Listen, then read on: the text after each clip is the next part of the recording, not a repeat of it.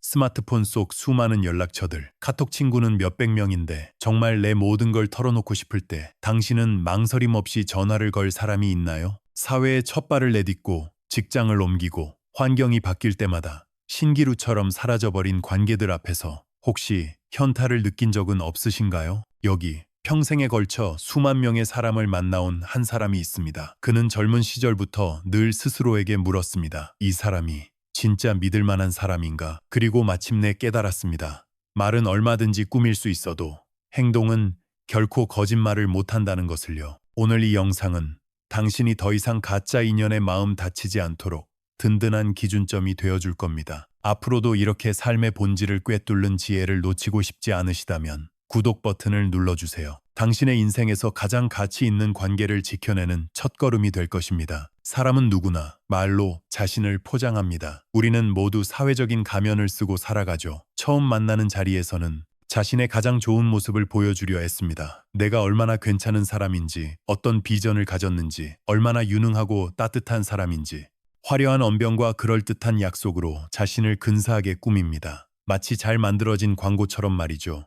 하지만 평생에 걸쳐 수많은 사람들을 만나고 또 그만큼의 사람들을 떠나보내야 했던 그는 아주 중요한 사실 하나를 깨달았습니다. 그 어떤 화려한 말도 결국 진실을 이길 수는 없다는 것을요. 그가 배운 것은 놀랍도록 간단했습니다. 말은 얼마든지 꾸밀 수 있어도 행동은 결코 거짓말을 못한다는 진리였습니다. 그래서 그는 중요한 계약을 앞둔 자리나 수많은 사람들이 모인 화려한 파티가 아니라 오히려 아주 평범하고 사소한 순간들을 더욱 유심히 지켜봤습니다. 예를 들면 다 함께 식사를 하는 자리, 혹은 가볍게 술 한 잔을 기울이는 그런 편안한 자리 말입니다. 왜냐하면 거액의 돈이 오가는 순간이나 복잡한 이해관계가 얽힌 비즈니스 미팅에서는 누구나 최고의 연기자가 되기 때문입니다. 하지만 그 모든 긴장의 무게를 내려놓고 그저 밥 한 끼를 먹는 아주 일상적인 순간, 바로 거기서야 비로소 그 사람의 포장되지 않은 진짜 모습, 그의 진짜 속살이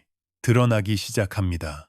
숟가락을 드는 모습, 음식을 먹는 방식, 그리고 주변 사람들을 대하는 아주 작은 말투와 몸짓 하나하나에 그 사람의 인생이, 그의 인격이 고스란히 담겨 있었던 겁니다. 어느 날 그는 중요한 사업 파트너가 될 수도 있는 사람과 식사를 하게 되었습니다. 첫인상은 아주 훌륭했습니다. 매너가 넘쳤고 대화는 유쾌했으며 미래에 대한 그의 청사진은 누구라도 매료될 만큼 멋졌습니다. 하지만 그는 그 사람의 말을 듣는 동시에 그의 행동을 놓치지 않았습니다. 음식이 조금 늦게 나온다는 이유로 그는 종업원을 향해 짜증 섞인 목소리로 재촉했습니다. 마치 자신을 도와주는 그 사람의 시간과 감정은 전혀 존중할 필요가 없다는 듯이 말이죠. 그는 그 자리에서 이미 답을 내렸습니다. 아, 이 사람은 멀리해야 할 사람이구나. 겉으로는 나에게 최고의 파트너인 척 친절을 베풀고 있지만 그의 본질은 자신보다 약한 위치에 있다고 생각하는 사람을 아무렇지 않게 무시하고 함부로 대하는 것이었습니다. 왜냐하면 지금 당장 나에게는 잘해줄지 몰라도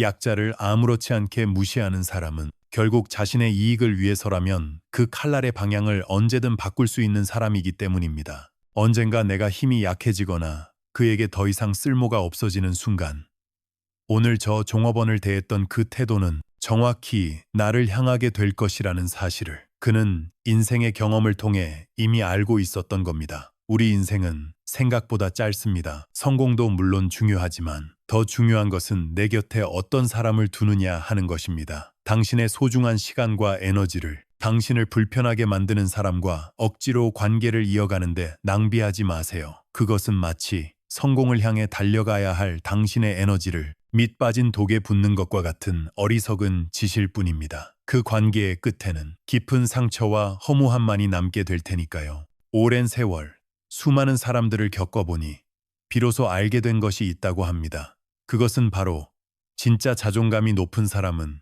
결코 다른 사람에게 함부로 하지 않는다는 사실입니다. 왜 그럴까요? 그들은 이미 자기 자신으로 충만하기 때문입니다.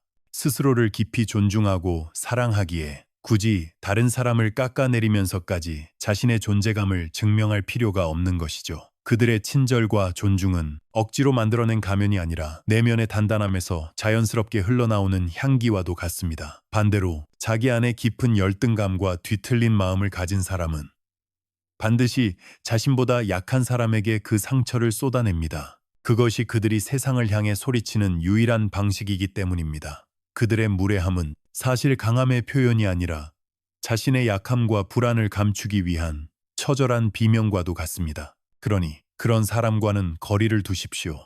당신의 인생은 다른 사람의 뒤틀린 성격을 고쳐주기 위해 존재하는 것이 아닙니다. 혹시나 하는 마음에 내가 노력하면 저 사람도 바뀔 수 있지 않을까라고 생각하시나요? 그는 단호하게 말합니다. 사람은 절대 쉽게 바뀌지 않는다고. 누군가를 바꿀 수 있다고 믿는 것은 세상을 아직 다 겪어보지 못한 젊은 날의 오만일 뿐이라고 말입니다. 그 역시 한때는 상대를 바꾸기 위해 애써 본 적이 있었습니다. 진심으로 조언하고 때로는 부딪히며 설득도 해봤지만 결국 그에게 돌아온 것은 깊은 피로감과 관계의 파탄뿐이었습니다. 그래서 그는 결심했습니다. 내 옆에는 나와 결이 맞는 사람만 두자. 억지로 붙잡지도 억지로 잘해주려고 애쓰지도 말자. 그저 물 흐르듯 자연스럽게 마음이 통하는 사람과만 어울리자고 말입니다. 그 기준은 단 하나였습니다. 그가 힘없는 사람을 어떻게 대하는가. 그 태도야말로 그 사람의 모든 것을 말해주는 가장 정직한 거울이었던 것입니다. 젊은 사람들은 종종 이렇게 말합니다. 나는 진짜 나를 찾고 싶다. 마치 어딘가에 숨겨진 보물지도라도 있는 것처럼 안개 속을 헤매며 방황하는 것이 젊음의 특권인 것처럼 말이죠. 하지만 그는 그런 우리에게 아주 단호하게 말합니다. 자아는 찾는 게 아닙니다. 자아는 스스로 만들어가는 것입니다. 이 말의 의미를 이해하기 위해 우리는 그의 젊은 시절로 잠시 돌아가 볼 필요가 있습니다. 그가 자신의 인생을 이렇게 떠올립니다. 새벽에 소 한 마리를 판 돈을 전부 들고 무작정 서울로 올라왔을 때 그에게 무슨 거창한 자아가 있었겠습니까? 나는 어떤 사람으로 살아가야 하는가? 나의 정체성은 무엇인가? 그런 고상한 고민을 할 여유조차 없었습니다. 아니요. 그에게는 오직 하나뿐이었습니다. 어떻게든 이 차가운 도시에서 살아남아야 한다는 절박한 의지, 배를 굶지 않아야 한다는 생존 본능, 그것이 그의 전부였습니다. 그의 자아는 그렇게 시작되었습니다. 철학책 속에서 발견한 것이 아니라 치열한 삶의 현장에서 매일매일의 생존을 위한 몸부림 속에서 조금씩 빚어지기 시작한 것입니다. 사람은 바로 그 매일의 선택으로 자기 자신을 만듭니다. 오늘의 내가 너무나 부족하고 마음에 들지 않아도 괜찮습니다. 오히려 그것이 당연한 겁니다. 완벽한 사람은 세상에 없으니까요. 중요한 것은 좌절하고 포기하는 것이 아니라 내일, 오늘보다 아주 조금 더 나은 선택을 하면 된다는 사실입니다. 남들보다 10분 일찍 일어나 책 한 페이지를 더 읽는 선택, 하기 싫지만 꼭 해야 하는 운동을 하러 나서는 선택, 입 밖으로 튀어나오려는 짜증 섞인 말 대신 한번 참아내고 미소를 지어 보이는 선택, 그 모든 사소하고 작은 순간들이 바로 당신이라는 사람을 조각하는 정교한 끌질과도 같습니다. 그 작은 하루하루가 쌓이고 쌓이면 한 달이 되고 1년이 되고 10년이 흐르면 어느 날 문득 거울을 본 당신은 낯설지만 꽤 마음에 드는 자신과 마주하게 될 겁니다. 그리고 스스로에게 이렇게 말하게 될 겁니다. 그래, 이 정도면 꽤 괜찮다. 잘 버텨왔다. 잘 살아왔다. 자아는 어느 날 갑자기 땅속에서 캐내는 보물이 아닙니다. 그것은 땀 흘린 당신의 하루하루가 모여 만들어내는 하나의 위대한 조각상입니다. 거칠고 투박했던 돌덩이가 수만 번의 정교한 손길을 거쳐 마침내 아름다운 형상을 갖추게 되는 것처럼 말입니다. 그리고 가장 중요한 것은 그 조각 칼은 다른 누구도 아닌 바로 당신의 손에 굳게 쥐어져 있다는 사실입니다. 당신이 되고 싶은 사람을 마음속에 그리세요. 그리고 매일 아주 조금씩 그 모습에 맞춰 살아가세요. 그러면 언젠가 남들이 보는 당신과 당신이 원하는 당신 사이의 간격은 점점 줄어들게 될 것입니다. 혹시 몇 년 전에 SNS에 썼던 글이나 친구에게 보냈던 카톡 메시지를 우연히 다시 보고 얼굴이 화끈거렸던 경험 없으신가요? 그때는 왜 그렇게 세상의 모든 것을 다 아는 것처럼 말했을까? 왜 그렇게 미숙하게 행동했을까? 이불을 걷어차고 싶을 만큼 부끄러웠던 기억. 만약 그런 경험이 있다면 진심으로 축하드립니다.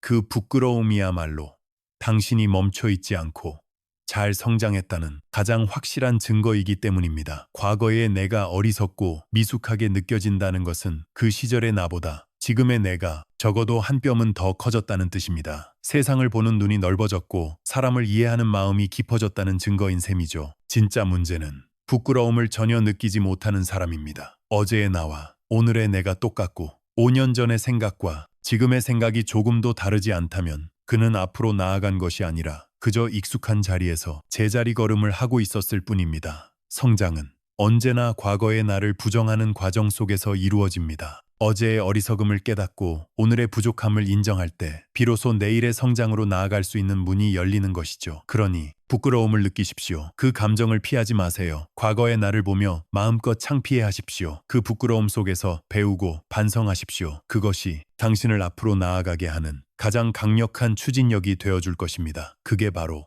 진짜 성장입니다. 그는 평생에 걸쳐 두 가지를 가장 소중하게 여겼습니다. 그것은 바로 먹는 것 그리고 읽는 것이었습니다. 너무나 단순해서 오히려 우리가 쉽게 그 가치를 잊고 사는 것들이죠. 하지만 그는 말합니다. 사람은 정확히 자기가 먹은 것으로 몸이 되고 자기가 읽은 것으로 마음이 된다고 말입니다. 한번 생각해 보세요. 우리는 몸에 좋은 영양제를 챙겨 먹고 건강을 위해 헬스클럽에 가면서도 정작 우리의 마음은 무엇으로 채우고 있습니까?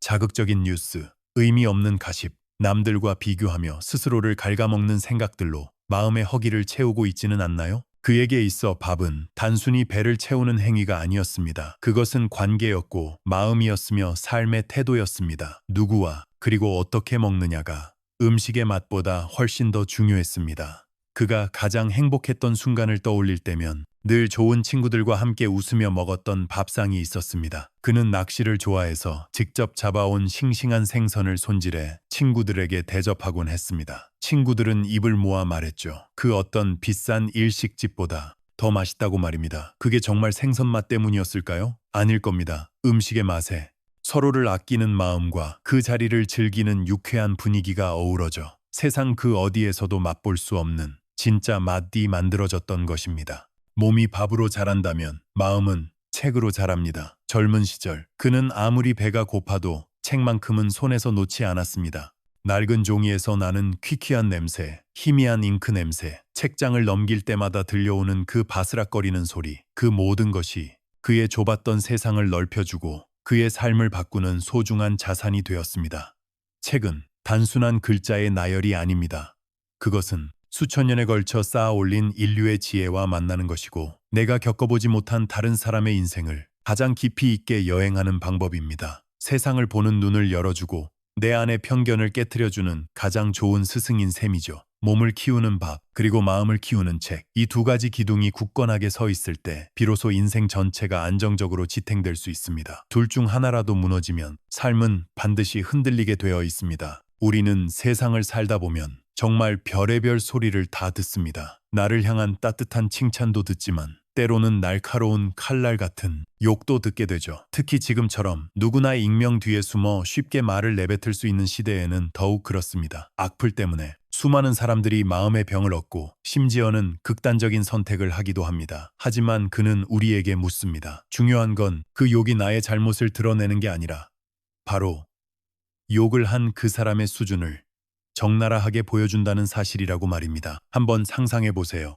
길바닥에 누가 쓰레기를 버렸습니다. 음식물 찌꺼기와 더러운 오물들이 뒤섞여 악취를 풍기고 있습니다. 그렇다고 해서 내가 굳이 그 더러운 걸 내 손으로 직접 뒤적여 볼 필요가 있겠습니까? 그 안에서 혹시나 쓸만한 것이 나올 리가 없다는 걸 우리는 너무나 잘 알고 있습니다. 악플과 험담은 바로 그 쓰레기입니다. 그것은 그 말을 뱉어낸 사람의 뒤틀린 마음과 낮은 인격이 담긴 감정의 배설물일 뿐입니다. 문제는 너무나 많은 사람들이 스스로 그 쓰레기통을 찾아 들어가서 그 더러운 걸 온몸에 묻히며 자신의 소중한 마음을 병들게 한다는 겁니다. 그는 후배들에게 늘 이렇게 말했습니다. 남이 버린 쓰레기 뒤지지 마라. 좋은 것이 거기 있을 리가 없다. 그 시간이 아까우면 차라리 책 한 줄을 더 읽어라. 사람의 본성에는 시기와 질투, 혐오와 험담이 늘 존재합니다. 그것을 완벽히 없애는 것은 불가능합니다.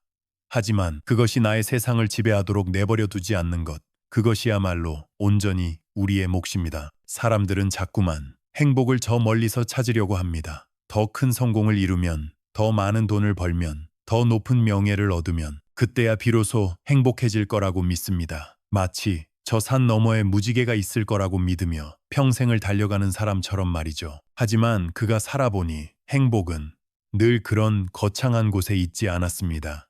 오히려 너무나 작고 사소해서 우리가 미처 발견하지 못하고 지나쳤던 순간들 속에 보물처럼 숨어 있었습니다. 기대하지 않고 들어간 허름한 동네 식당에서 인생 최고의 맛을 만났을 때 그는 스스로의 안목에 흐뭇해하며 웃었습니다.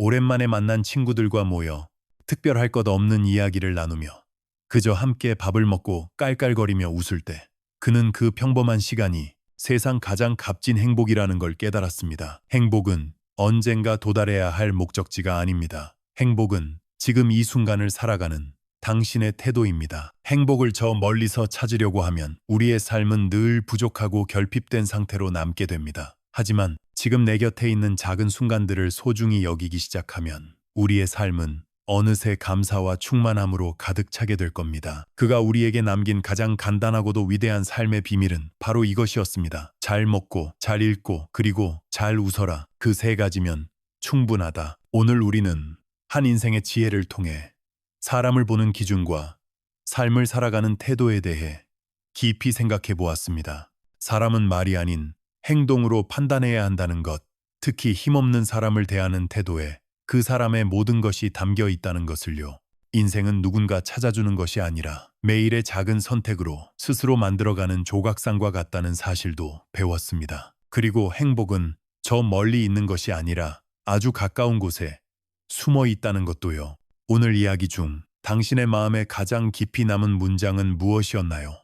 그리고 앞으로 당신의 삶에 꼭 적용해보고 싶은 다짐이 있다면 무엇인가요? 댓글을 통해 여러분의 생각을 들려주세요. 서로의 다짐을 공유하며 우리는 함께 더 나은 길을 걸어갈 수 있을 겁니다. 오늘 영상이 마음에 드셨다면 여러분의 소중한 의견을 댓글로 남겨주세요.